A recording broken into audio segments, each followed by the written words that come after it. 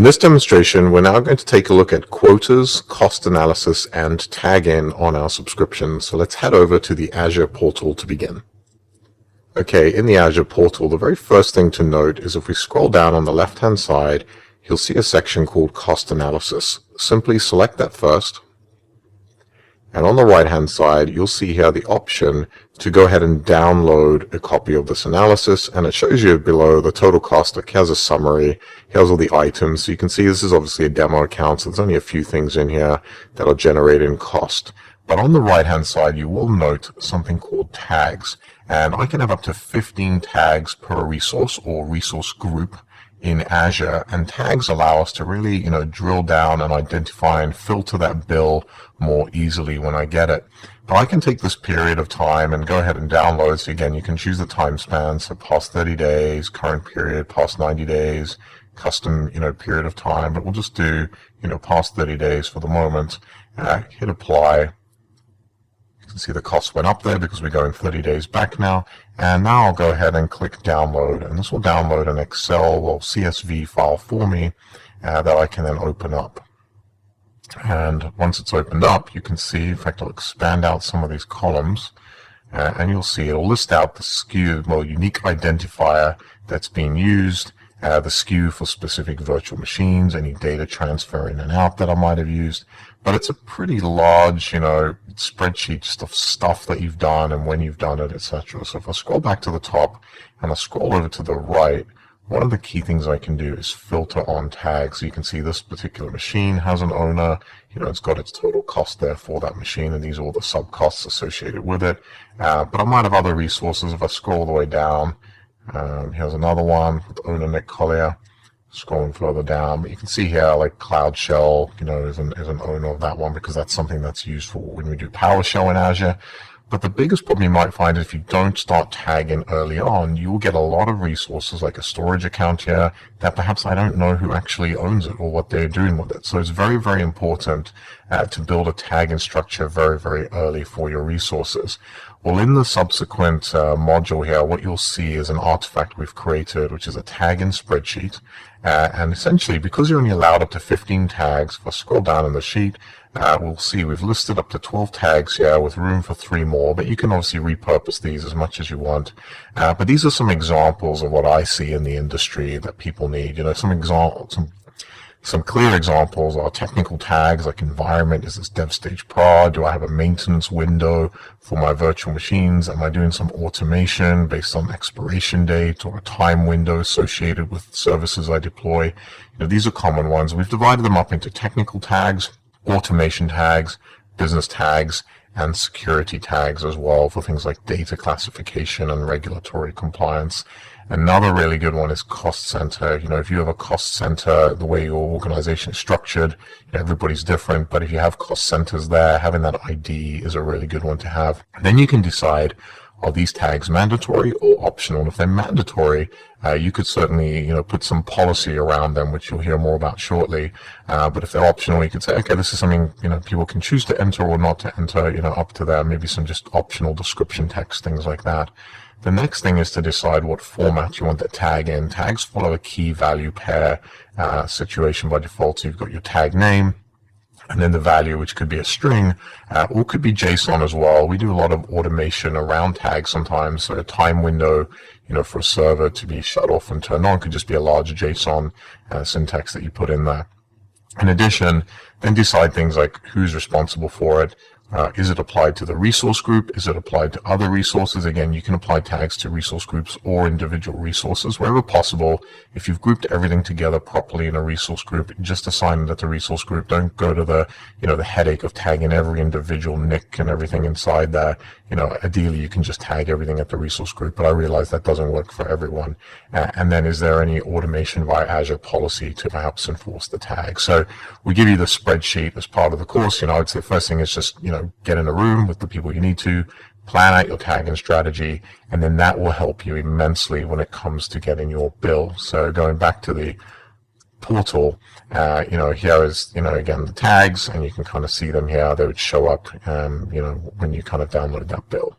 If we scroll further down now, the other thing you need to be aware of is usage and quotas for the exam.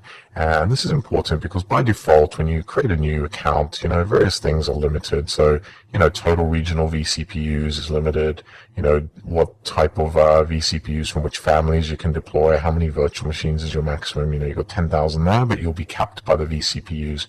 Now, if you want to increase any of these quotas, all you need to do is simply select Request Increase. And this will require you to put in a support ticket, and depending on your support level, will determine the response you get to that. But you'll basically choose the subscription you want to increase, choose the quota type, so perhaps compute services, pretty common one. Choose your support plan, as I mentioned, basic support, and then just kind of type in your problem as you kind of go through it. So I can choose EastUS2, SKU family. I can choose, okay, I want the A series as an example. And I can say, okay, my current limit is 10. I want a new limit of 20. I can save and continue. I don't need to upload a file with additional details, but I could if I wanted to. And then if there's severity, at the top here, minimal impact, moderate, critical, will also determine how quickly Microsoft responds to that. On the next page, I'm not going to go any further than this, but you'll simply enter your contact details so they know who to contact. They'll send you an email, and you will converse with a support engineer from Microsoft to get the quota increased. So that's kind of usage and quotas for you there. Finally, the last thing to bring up here is naming standards as well, because we talked about tagging a lot.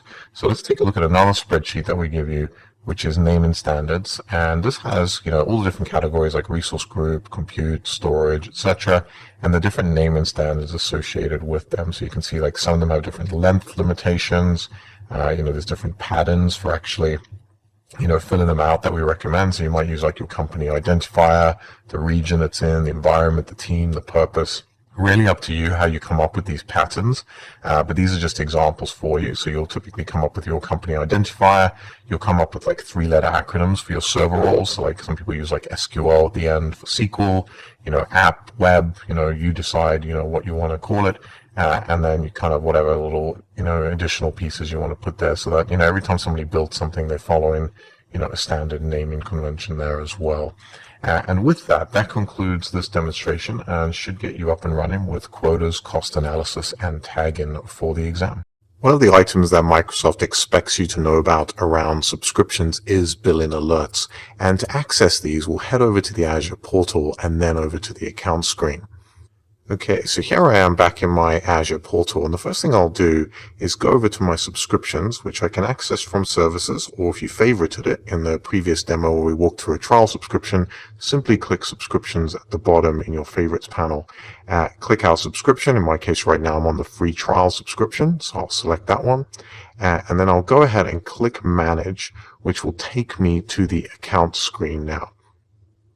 Okay, and once I'm in my account screen, you can see I've got my subscription status as we discussed when you created the free trial. But if I go ahead and click preview features, and you'll see an option for the billing alert service. Now, right now it is a preview feature, so by the time you take the exam, it may just no longer be in preview and be a standard service, but they do call it out as a preview feature currently. The billing alert service, if you want to activate it, you simply have to click try it now, and that enables the preview service for you. So we'll go ahead and select that, and that turns it on for us, and it takes a few minutes sometimes for this to activate. After a short while, you'll see that is activated and it says you are active. So at this point, if we refresh and go back to subscriptions, we should now be able to enable billing alerts on our specific subscription. So there is our free trial subscription if we select it.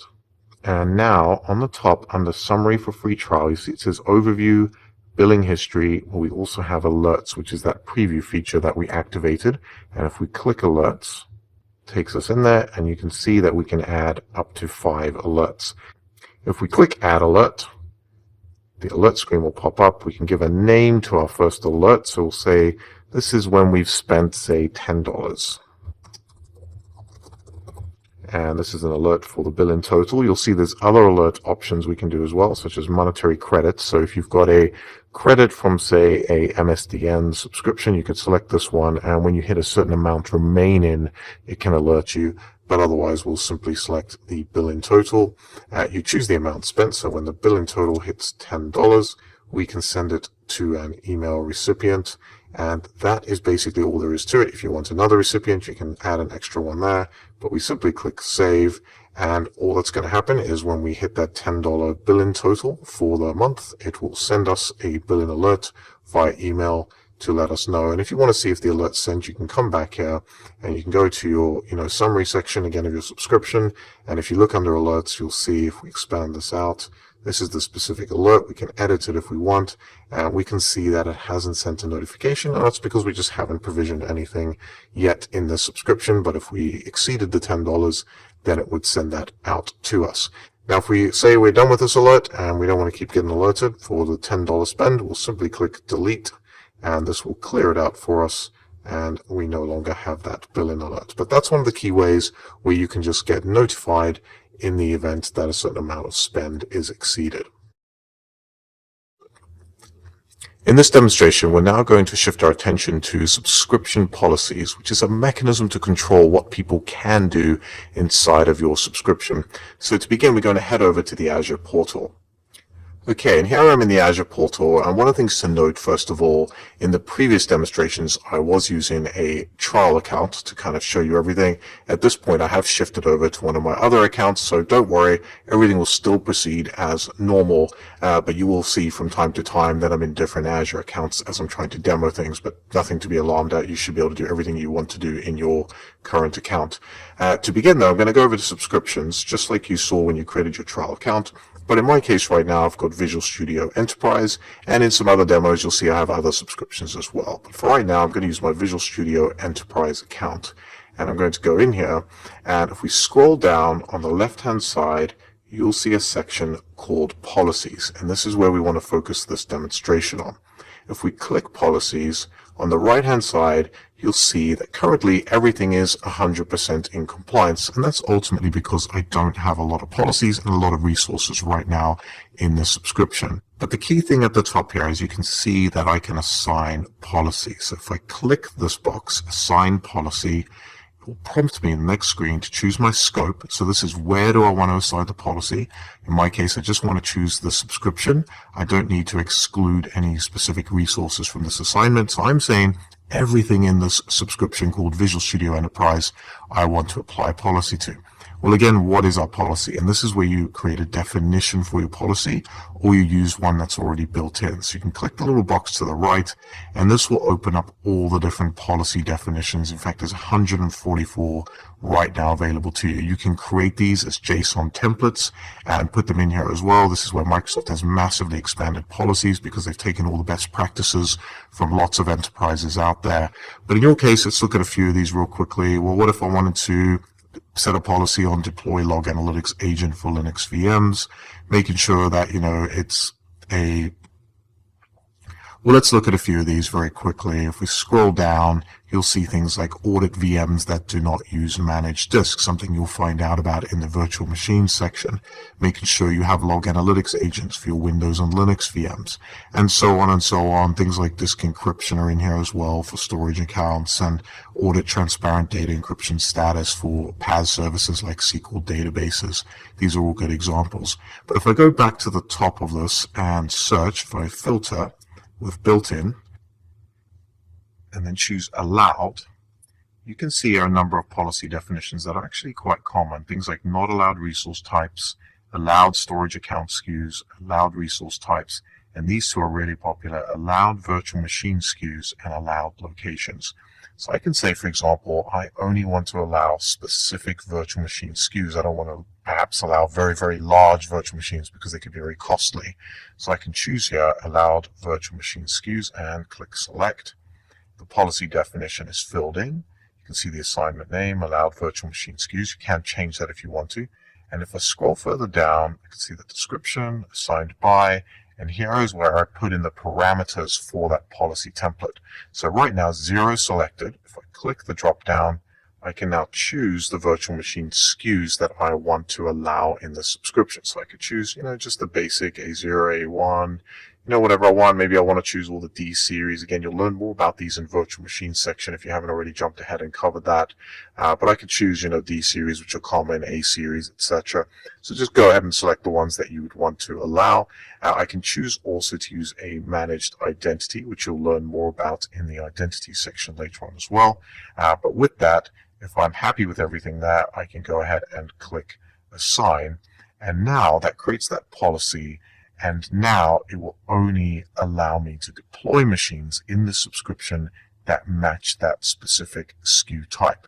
And you'll see later on when you build virtual machines, if I tried to then go and build a virtual machine that was perhaps, an F series or G series, it would simply error out during the build process. And if I wanted to fix it, I would need to go back in here to this allowed virtual machines policy and basically delete that assignment if I wanted to get rid of it, or edit it if I want to just add additional SKU types. Now, this is very important because in the enterprise, you probably want to start off with a certain amount of SKUs that you allow, particularly if you're early on in your Azure journey. Again, maybe the A series, D series, etc. And then as needed, you might allow certain teams access to those very, very large, perhaps the M series giant memory virtual machines. You could then allow them access to them by assigning a policy that allowed them access to that. And perhaps you assign that policy to a specific resource group. Perhaps you don't assign it to a whole subscription. So you get kind of creative as you work through these. The last thing to mention, which isn't strictly covered on the exam scope yet, is the concept of management groups. And all that means is you can take policies that you've assigned to different subscriptions, and instead of going to every single subscription and creating the policy and assigning it, you can essentially assign it to a management group that contains multiple subscriptions. So if you said, okay, I've got 100 subscriptions across my enterprise and I want the same policy applied, I would then go ahead and use a management group for that and assign the policy that way. So that's future discussion, but just something you need to be aware of as well. And with that, this concludes this demonstration. I highly encourage you to go in here and play with these and then try to provision things against the rules that you have. But just make sure if you don't need that permanently, go ahead and delete that assignment. Otherwise, you'll run into various problems later on. In this demonstration, we're now going to take a look at resource groups, something we keep coming back to over and over again, and tag in of those resource groups. So let's head over to the Azure portal. And in the Azure portal, we'll go straight over to resource groups on the left-hand side. And you can see I've got a couple of resource groups already there in a variety of locations. And I'm going to go ahead and just simply add a new one. So I click add, and in the basics here, the first thing I need to do is choose my subscription where I'm going to put that resource group and then give that resource group a name. So I'll call this one AZ Exam Demo.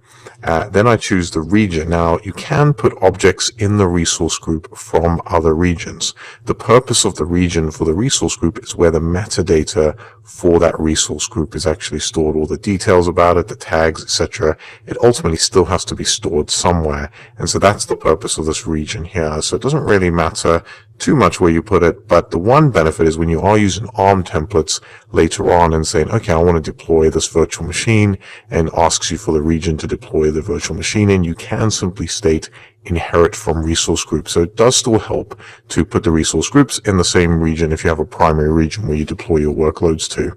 Following on from the basics, we then hit tags, and right away we can simply input tags directly on our resource groups as well. So you may have seen in some of the subscription demos, we can put tags there, but we can also put tags directly on the resource groups. And there was that tag in spreadsheet that we covered in one of the earlier modules. That's a good thing to kind of, set your stage in terms of what tags you want to keep and how you're going to tag. Think about that first before you just go in here and start tagging. But when you are ready and you've come up with the tags that you want, certainly through automation, you could deploy these much more easily. But if you need to do them in the portal, things like cost center are very common. I'll just put cost center. Lab could be my cost center, could be the HR department, could be, it depends on your specific situation. And then you might have other things like maintenance windows, a common one. I could say, this is going to be Saturday, 9 p.m. It could be a maintenance window that I have, and you might have different ways of storing these, even JSON templates in some cases. But it's very important to make sure that you tag everything that you build so that you know who built it, what it's for, who's paying for it, etc. Business owner and technical owner, if nothing else, knowing who the machines and other services that are in there belong to is so important when it comes to reporting on cost, etc. So if we go ahead and click review and create, and then click create, and that will go ahead and create our resource group, which only takes a second or two, and then we can immediately go into that resource group. So here we are in AZ exam demo, and I want to bring your attention to a few things. One, we have an activity log in here, so this will show you one update right now. If we refresh, we see the update resource group, and that's the first activity log update from any new resource group that gets created. We have an access control section, so we can assign permissions. We cover RBAC permissions in identity, but we can add role assignments directly to the resource group. So think of this as another boundary for given access. Perhaps we don't want to give subscription access or any role in the subscription to somebody, but we just want to give them access to certain resources that we put in the resource group. This is the place we can do that. Tags we already discussed, and again, you can create them when you build your resource group, and also add and modify tags as you go. Events are a way to trigger and are more associated with things like logic apps, event grid, etc. Not something we need to cover right now. If we go down, there are a few other quick things to be aware of. Resource costs. This is a great area because if we've got lots of resources in our group, again, right now, empty resource groups, it's not showing really anything there, but as resources get put in the resource group, this is a place where you can see the roll up of those costs as well. We then have something that is really important, and you may get asked questions on the exam for this, is deployments. And we do cover ARM templates later on as well. But essentially, you can go back here and look at all the deployments that have occurred in that resource group. So every time whether you deploy from the portal, whether you deploy from an ARM template, you can see those deployments, you can view the templates, you can redeploy them, and you'll see more about that later on. Next, we have policies, and policies are very much the same as the policies we can apply to subscriptions. So if you remember from the very first section of the course, we did subscription policies. Same thing here. We can assign a policy or group of policies via an initiative. Maybe this resource group, we're restricting the virtual machine instance SKUs that are allowed to be provisioned. Maybe we want to enforce some type of encryption. Those are things you can then do directly on the resource group. And if we go back, a few other quick things. One is automation script, and this is also where you can just download the template, for all the resources that are actually in there right now. So deployments was showing you previous deployments. Automation script is really just downloading that resource group as an ARM template. Moving further on, we have a lot of options to jump ahead in monitoring. So we can get to monitoring through Azure Monitor. So we can access that through services, as you may have seen in the monitoring piece of the course as well. But we can also access it directly from here as well. And last but not least, we do have a new support request option we can submit directly from the resource group as well. But with that, that's really all you need to know for resource groups. Hopefully this gets you up and running. Just be aware of what you can and can't do directly from the resource group area. Common things to look out for are the deployments, the policies you can apply to resource groups, and just knowing that you can assign RBAC roles directly to a resource group as a way to restrict permissions in case you get questions around, user scenarios and things like that on your exam. And with that concludes this demonstration. In this demonstration, we're now going to take a look at how we would move resources between resource groups. So let's head over to the Azure portal. Okay, and in the Azure portal, what I need to do is just find a resource group with some objects in them. In fact, I've got one here from a previous demo, Skylines Demo 6. If I go in there, you will see that I have a number of objects. If we scroll down, you can see I've got a virtual machine, a NIC, a network, and a disk in there as well. And perhaps I want to combine this with other resources or just move it to a brand new group, for various other reasons. So how would I go about doing that? Well, first of all, let's go and create our new group. So we'll go back to resource groups. Click add, and we'll just call this one SL new group, and we'll click create. Okay, and that's created. So if we go back to demo 6, where our resources were from a previous demonstration, and go ahead now, and you'll see this button that says move at the top. Simply click that, and you see you have two options here: move to another resource group or move to another subscription. So it is possible, if you've got multiple subscriptions in your account, to move the resources to another subscription entirely. Sometimes if you convert it over to a CSP provider, you might use the move to other subscription option. But for the purposes of this, we're going to go with the first one, move to another resource group. So we'll select that. And you'll see here you can choose the resources you want to move, or just select all of them. Move these resources to, and then we'll choose the resource group. SL new group. Now, one thing to note, there are certain things that perhaps can't be moved. So you've got here a particular alert that we'd created in one of the previous modules.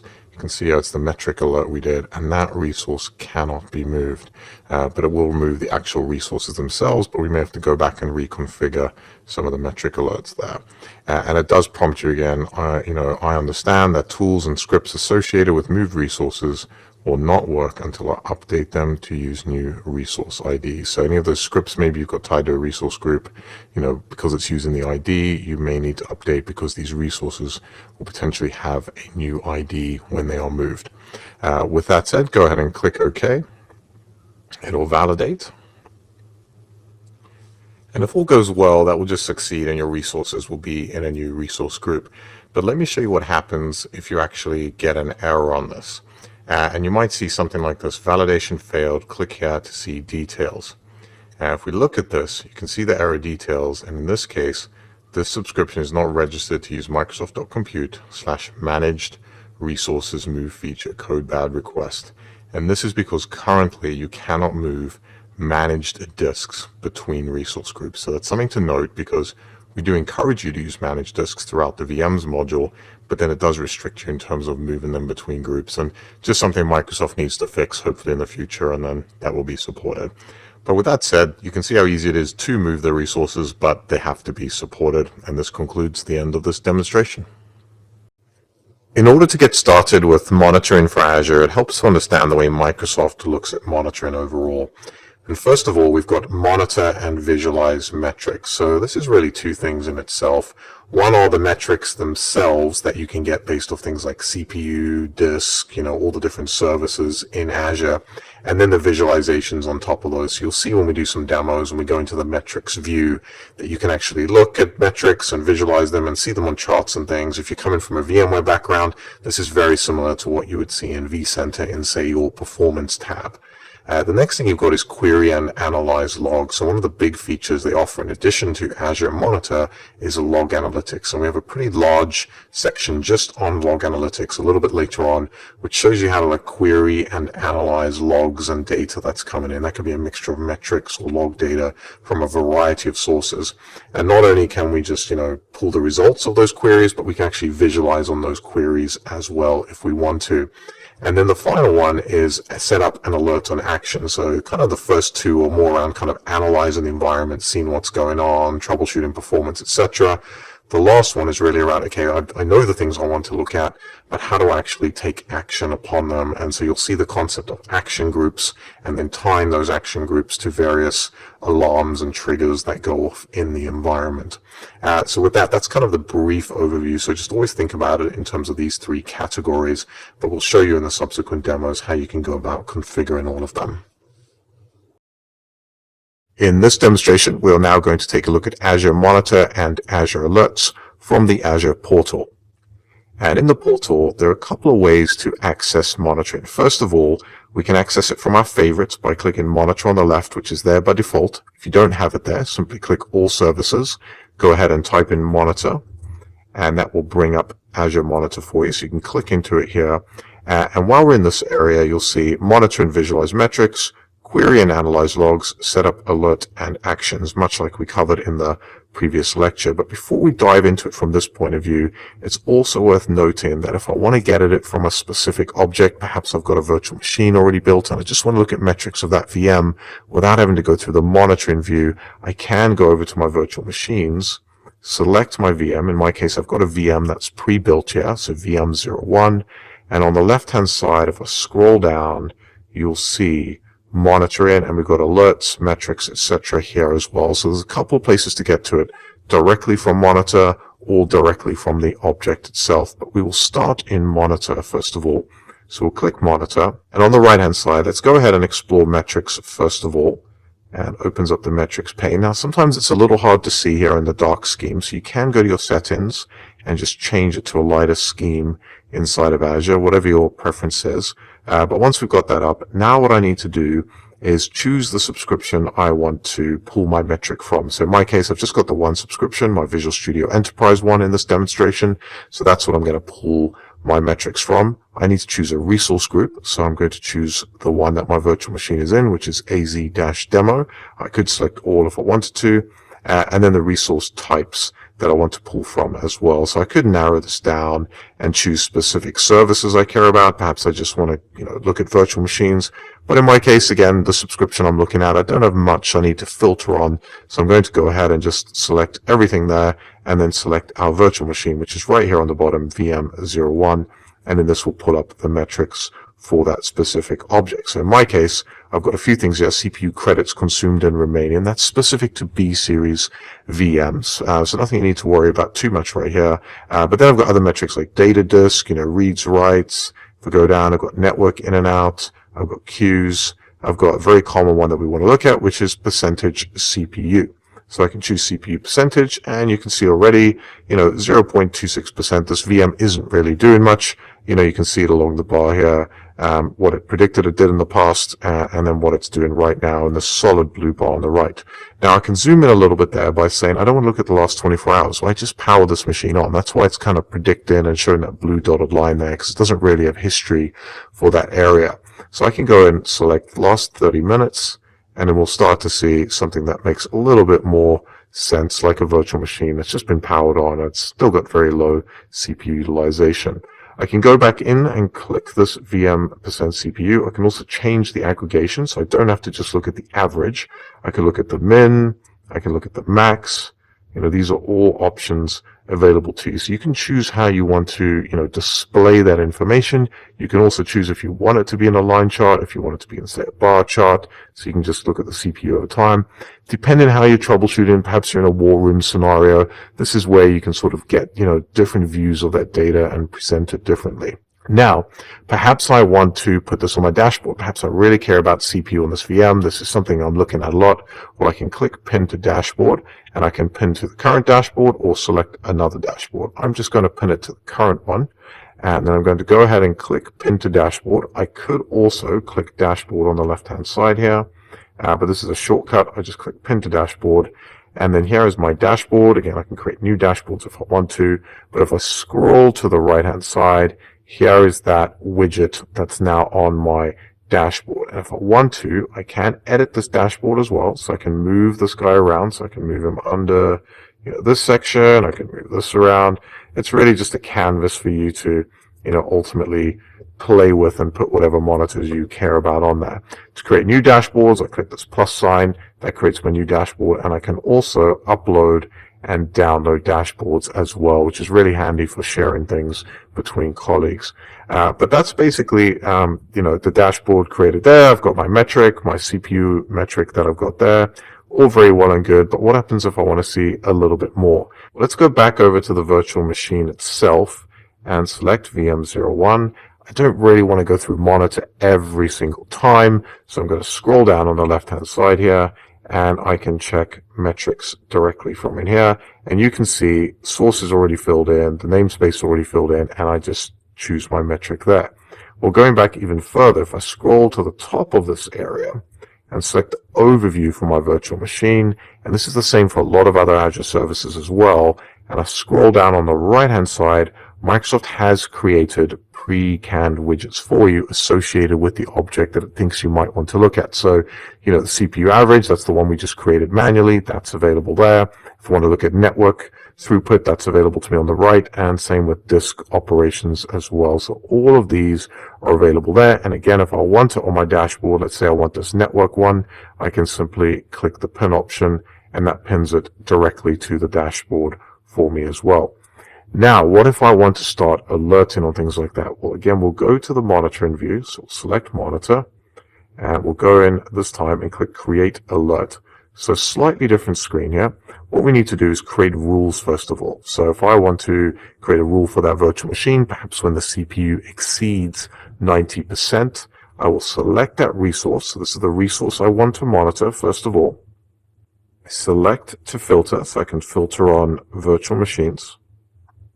I choose VM01 and I click done. So right now that is my object that I care about right now.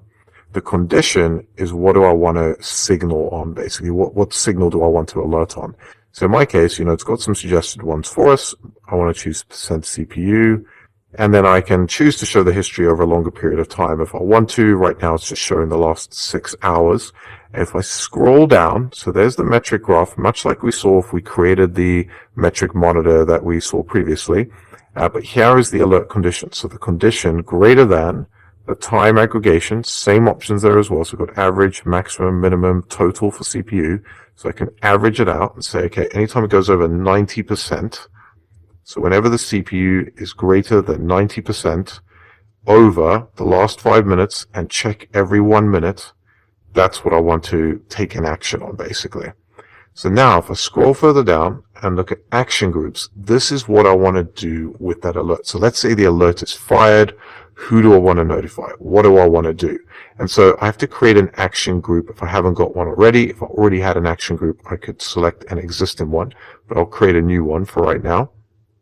And give it an action group name. Perhaps I want to email IT team as an example. And I'll just call this one email IT. And here I'm basically going to choose my resource group where I want to basically keep this action group. So I can choose to keep it in my default activity log alerts, which it will create for me.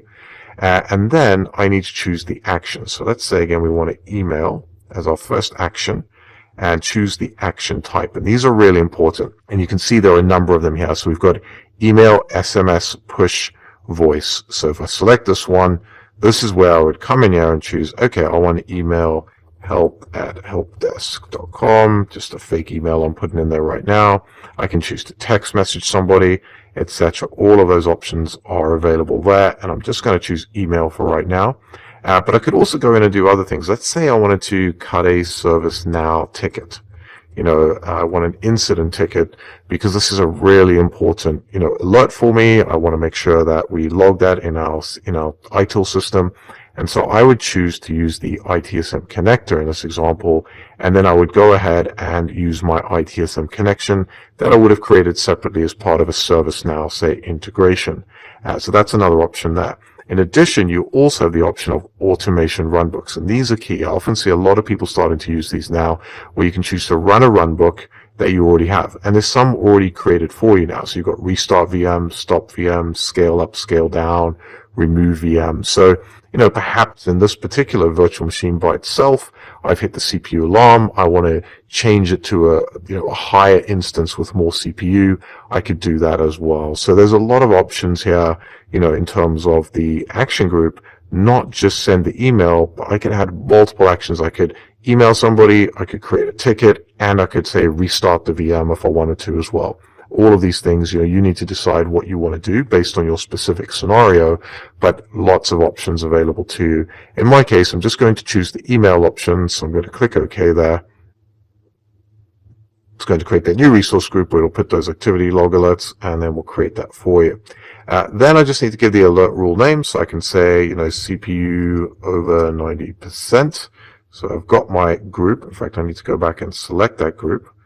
Which created it, but I haven't selected it yet. So now I've got the group selected, CPU over 90%, and got the percent in there. So CPU over 90, we'll call it. Can't have that character in there.